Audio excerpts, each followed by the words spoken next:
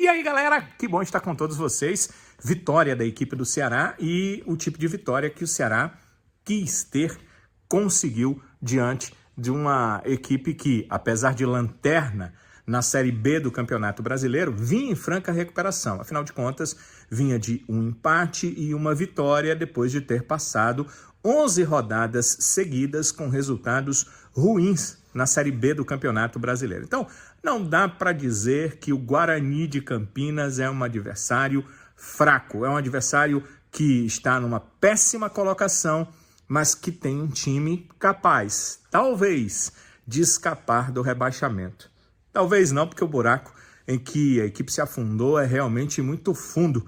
Faltam ali 11 pontos para ter a mesma pontuação do primeiro time fora da zona de rebaixamento. Então, às vezes, um bom time não tem a capacidade de reverter um quadro tão terrível, não diria indissolúvel, mas tão terrível, em que a equipe do Guarani de Campinas acabou se colocando. Mas o jogo foi Ceará e Guarani. E nesse jogo deu-se melhor a equipe alvinegra. A equipe do técnico Léo Condé, sim, mas que não teve Léo Condé para essa partida. O Léo teve uma cirurgia no intestino que ele acabou fazendo durante a semana. O trabalho ficou com seus auxiliares técnicos. O Renato Negrão é o auxiliar do Léo Condé, aquele que ele trouxe com ele, com quem ele trabalha nos clubes onde passa.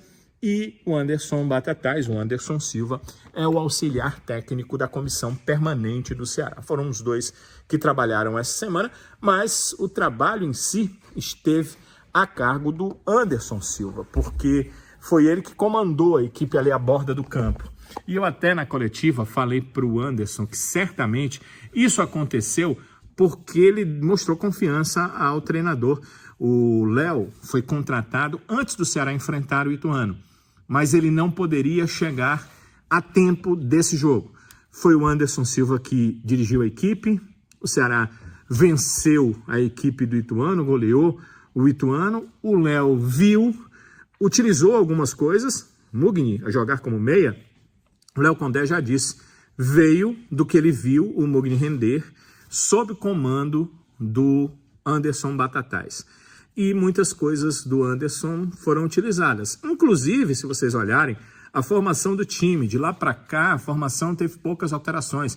Algumas jogo a jogo por conta de suspensões, por conta de a questão de cartões, de poupar atletas por questões físicas e até de perder atletas por situações de contusões. Fora isso, a base daquele time acabou sendo mantida praticamente todos os jogos sob comando do Léo Condé. Então o Léo tinha essa confiança no Anderson Batatais porque já tinha dirigido a equipe e dirigido de forma positiva, lutando por bons resultados e por vitórias. Nessa partida, 2 jogadores brilharam muito mais. Eu vou destacar um terceiro logo, que é o Mugni. Acho que jogou bem, fez uma boa partida, embora não fosse uma partida boa para o meia, porque o Guarani optou por marcar muito forte o Ceará, deixar pouco espaço para armação de jogadas, e aí é que eu destaco o Mugni. No momento em que ele teve chance, e ele não estava na sua condição de meia, ele não estava próximo do sistema defensivo, ele estava numa situação de lateral esquerda, dentro da grande área.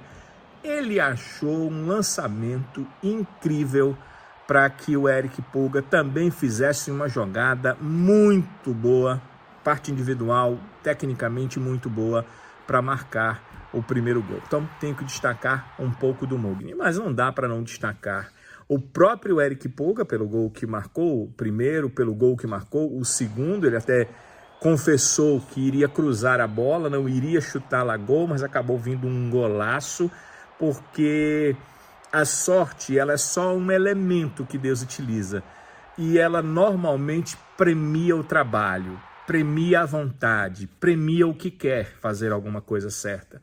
Se o Eric Pulga tivesse atrasado aquela bola apenas para ganhar tempo, ele não teria sido premiado com o golaço que ele foi, driblando o adversário e chutando aquela bola por cima do goleiro, marcando o segundo gol dele no jogo, o terceiro do Ceará, e aquele gol que dizia para o Guarani, olha, Não adianta, hoje não. Vocês perderam o jogo e para a torcida do Ceará, olha, dá para acreditar que coisas melhores virão daqui para frente. O Anderson Batatais, o Anderson Silva, falou sobre esse resultado que a equipe do Ceará teve com 2 jogadores importantes em campo. Ele falou sobre Lourenço e Eric Pulga.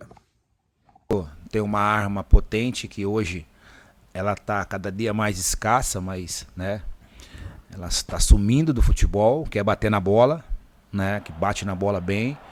Tem uma pancada, como acertou hoje, acertou no jogo do Ituano também, uma pancada assim, enfim.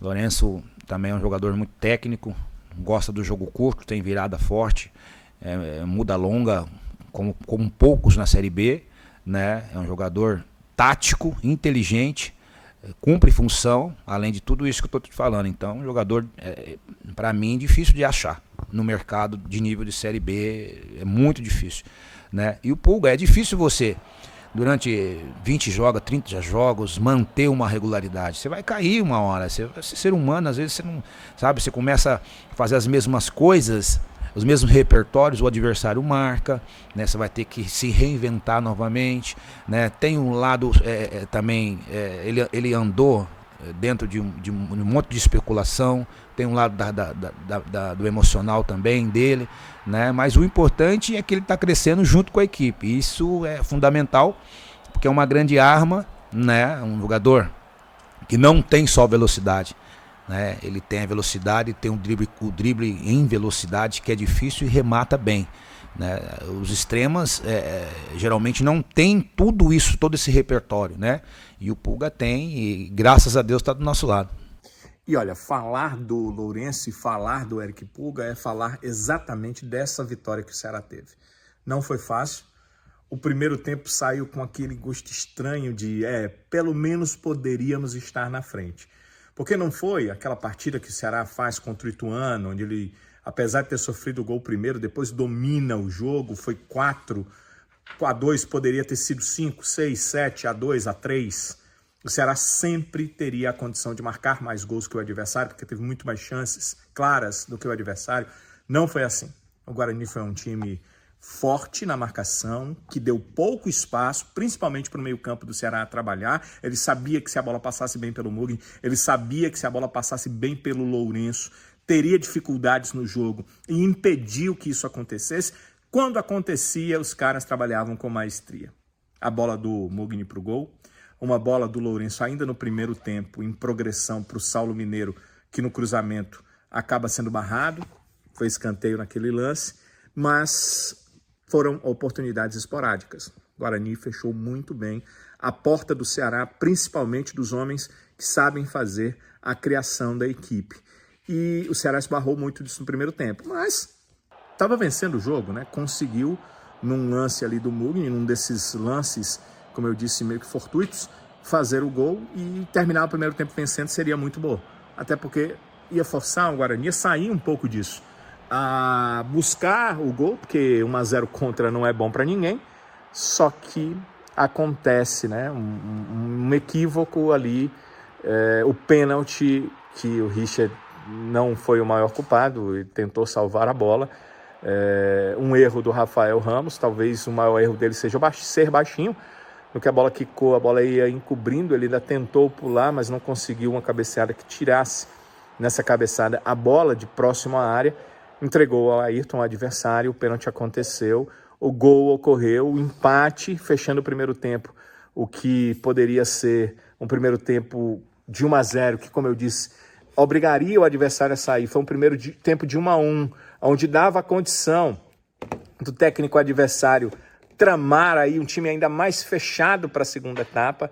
E começou assim, viu, a segunda etapa. Um Guarani muito fechado mesmo. Um Ceará fazendo substituições, com o Anderson utilizando as armas que tinha para tentar desbloquear o time adversário, mas o desbloqueio não veio através, né, do drible em si, do lance em progressão com a bola rolando, veio através da bola parada, porque é importante você ter jogadores que fazem coisas diferentes. Um Eric do drible, um Saulo que briga por toda a bola, um Ailon que, se a bola sobrar ali, tem qualidade técnica para botar para a rede. Um Mugni que tem a inteligência de, em um toque, acionar jogadas ofensivas, veja o primeiro gol. E um Lourenço que tem uma qualidade técnica de domínio de bola, de toque perfeito, de bons lançamentos, mas também de chutar bem de fora da área. E foi assim que, na chance em que a equipe do Ceará teve, a primeira nesse segundo tempo real, numa cobrança de falta, a bola ela faz uma voltinha, né? A bola tem um efeito, ela sai do pé do Lourenço com um efeito. Notem que o goleiro, o Vladimir, ele posiciona a barreira do lado esquerdo dele e fica à direita, ou seja, a direita canto do goleiro, como a gente diz nas cobranças de falta, o outro lado em cima da barreira. Parece que a bola vai no canto do goleiro. Ela sai dos pés do Lourenço como se fosse no canto do goleiro, mas o Lourenço tinha imposto um efeito a essa bola. Então, a bola que no primeiro momento parecia ir no canto do goleiro, ela toma esse efeito e vai no canto que não é o do goleiro, o que seria o da trave. Já saiu da trave, mas o efeito a leva para aquele canto esquerdo. Aí, quando o Vladimir foi, já não dava mais. O gol já estava desenhado, um golaço. Já seria difícil se o Lourenço não põe efeito, se bate direto, porque a bola foi muito perto do ângulo. Ângulo oposto ao que o goleiro fica, é difícil do goleiro defender. Mas ficou ainda mais complicado, ficou quase impossível com essa voltinha que a bola deu para ir morrer no fundo da rede. O 2-1 abriu espaço para o 3-1, porque aí o Guarani teve que se abrir, aquilo que a gente falava, se o primeiro tempo termina empate, o Guarani se fecha como fechou, mas se termina com a vitória do Ceará, o Guarani teria que se abrir. Faltando poucos minutos, teve que realmente se abrir, mudanças foram feitas nesse sentido, não só de peças, mas táticas também, e a equipe do Ceará encontrou alguns espaços. O Lucas Rian teve ali alguma chance, alguma oportunidade, mas a grande chance caiu mesmo nos pés do Eric Pulga, que inteligentemente driblou e chutou. Segundo ele, cruzou, mas esse cruzamento se transforma no terceiro, num golaço do Ceará, e a torcida sabia que o Ceará tinha vencido o jogo. E a partir dali foi comemoração, com a torcida, inclusive, gritando que acreditava, ou seja, acredita no acesso do Ceará. A equipe chega aos seus 29 pontos. Era pedir muito. Até o próprio técnico, o Léo Condé, imaginava isso, porque ele faz uma análise depois do jogo contra o Paysandu, a derrota no Belém do Pará. Inclusive, uma pergunta que eu fiz, que a equipe precisaria terminar pelo menos com 27 pontos. E aí ele até chutava 28, 27 ou 28 pontos. 27 seria o mínimo, para brigar no segundo turno por um acesso, por um retorno à Série A do Campeonato Brasileiro. Mas a equipe termina esse primeiro turno com um ponto a mais do que o sonho dele, né? A realidade dele era 27, o sonho seria 28. O time termina com 29 pontos. E eu perguntei, o Léo Condé hoje não está por causa da cirurgia que fez, ao seu assistente, ao seu auxiliar, que talvez seja a pessoa para responder mais ainda do que o Condé, porque estava aqui desde o início do trabalho, estava aqui com o Wagner Mancini e está aqui com o Léo Condé. O Anderson Silva, o Anderson Batatais, fala sobre a possibilidade de no segundo turno chegar à Série A. E o que é que tem que fazer de diferente do que foi feito no primeiro turno da competição? Nós temos que continuar acelerando como a gente fez esses jogos agora. Né? Continuar acelerando, continuar estudando bem o adversário, né? A divisão está muito parelha, você ganha num detalhe, perde num detalhe, então a gente tem que tomar muito cuidado com isso, né? E continuar fazendo o que nós estamos fazendo, e fazer uma potência aqui em casa. Se você vê o ano passado, o Vitória sobe justamente nessa performance. Começou a vencer, a torcida veio junto, virou uma avalanche, e dentro lá era difícil bater eles. Né? Eu tenho certeza, é o sonho, o desejo do Léo, né? E de todos nós que estamos aqui trabalhando. É fazer aqui em casa forte, como nós estamos fazendo, é encher esse castelão, né? Empurrar a equipe do adversário para trás e somar pontos lá fora, como somamos contra o América, somamos contra o Avaí. Então a gente continua acelerando da forma que estamos fazendo. Pois é, galera, com 29 pontos o Ceará é sexto, mas tem distância para o G4 de apenas 1 ponto. Então, é brigar por vitórias daqui para frente para tentar chegar a esse G4 da competição. O próximo jogo é fora de casa. Na próxima segunda-feira, o Ceará enfrenta a equipe do Goiás. Os atletas vão treinar por aqui até sábado pela manhã. Sábado, meio-dia, viajam. Chegam no começo da noite em Goiás. Treinam no CT do Dragão, no CT do Atlético Goianiense no domingo.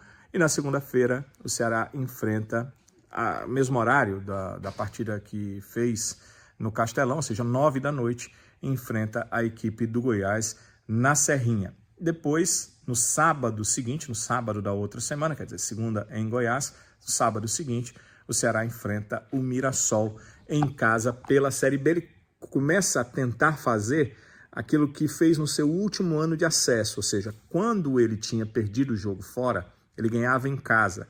Tipo, igualando, se fosse um confronto direto, a pontuação com as equipes que ele enfrentou. No caso do Goiás, foi empate. Seria ótimo vencer lá, mas contra o Mirassol foi derrota fora de casa. É muito necessário será vencer o jogo em casa contra o Mirassol. Então, são os 2 próximos jogos do Ceará por essa Série B do Campeonato Brasileiro. O Ceará não tem jogadores suspensos.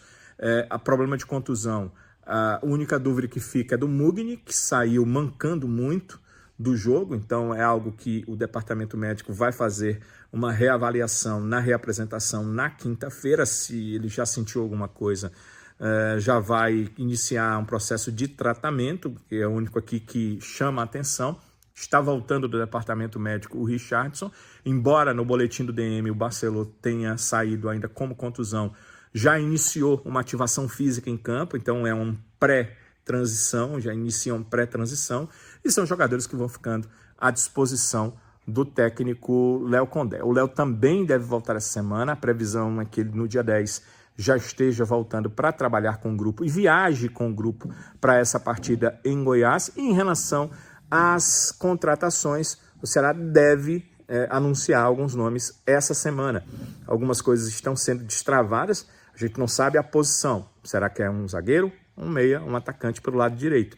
Segundo as informações que a gente recebeu, algumas coisas estão sendo destravadas, estão sendo um pouco mais facilitadas, estavam complicadas, os clubes não estavam liberando. O Ceará está buscando destravar essas negociações e pelo menos uma, mas podem até ser 2, devem ser anunciadas essa semana. E tempo para jogar contra o Goiás ou não é uma outra questão, mas os jogadores devem, até o final da semana, deve haver o anúncio de 1 ou de 2 atletas como novas aquisições da equipe do Ceará. E ficou também uma situação em aberto, além desse zagueiro, meia e atacante. Quando o Ceará fizer essas 3 contratações, como a janela vai até o dia 2 de setembro, o Ceará não fecha o seu número de contratações de uma forma geral.